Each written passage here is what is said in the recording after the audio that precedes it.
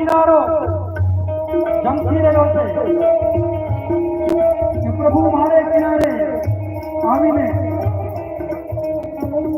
કેડી તળાવની રમત રમે, રાજમહેલની દિવાલો જલતી રહી છે કે અમારે ટેકો લઈને કોઈ ઊભું રહે, પણ શિયાળો ગયો અને ઉનાળો આગળ ગયો અને શાયદ ચૈત્રાયો શુભ દિવસ આવ્યો, મંગલ શુકર થવા લાગ્યા છે.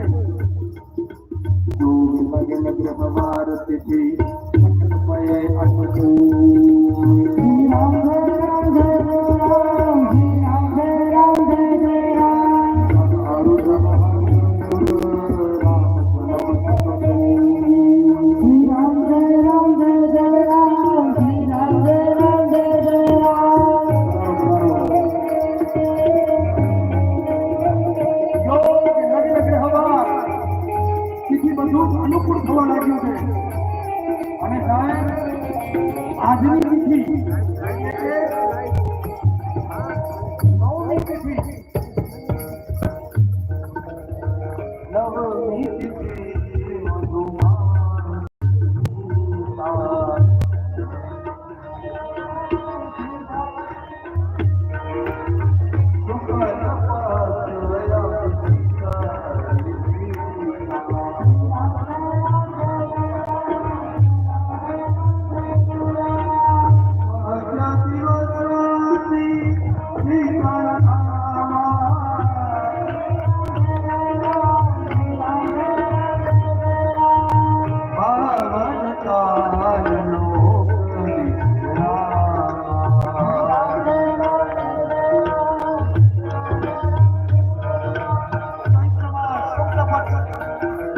નવમી તિથિ ભગવાનને પ્યારું એવું અભિજીત નક્ષત્ર મધ્યાહનનો સમય ન ઠંડી ને નહીં ગરમી, એટલે કે 12 વાગ્યાનો સમય, એટલે કે મધ્યાહનનો સમય.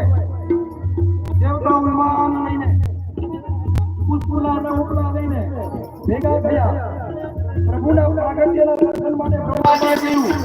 ત્યાં અવતાર મર્યાદા પુરુષોત્તમનો અવતાર છે.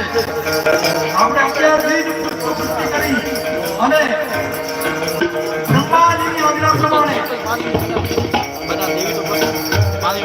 દેવતાઓ પુષ્પવૃષ્ટિ કરી, સ્તુતિ કરી અને વિદાય થયા છે. શૂર સમૂહ વિનતી કરી પહોંચે નિજ ધામ, જગની વાત પ્રભુ પ્રગટે અખિલ લોક વિચરમ, સિયાવર રામચંદ્ર કી પવન હનુમાન કી પવન મહાદેવ કી.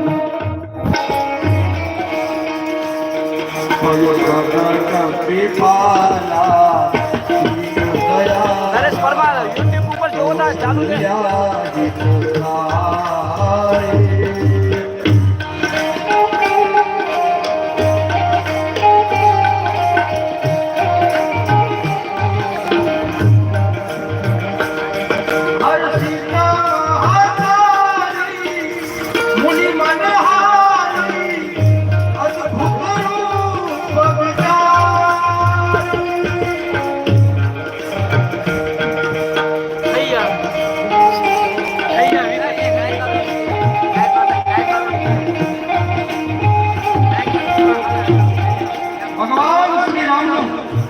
પ્રાગટ્ય થયું છે ત્યારે આપણે બધા મર્યાદા પુરુષોત્તમ શ્રી રામના પ્રાગટ્યના વધામણા કરવાના છે. અને આજે રામનવમી છે અને સાથે સાહેબ અમારા સમાજના